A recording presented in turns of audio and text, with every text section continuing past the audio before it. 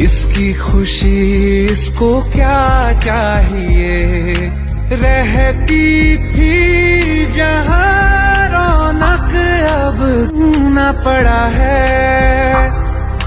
वो जो ख्वाब देखा था 100 टुकड़ों में टूटा पड़ा है।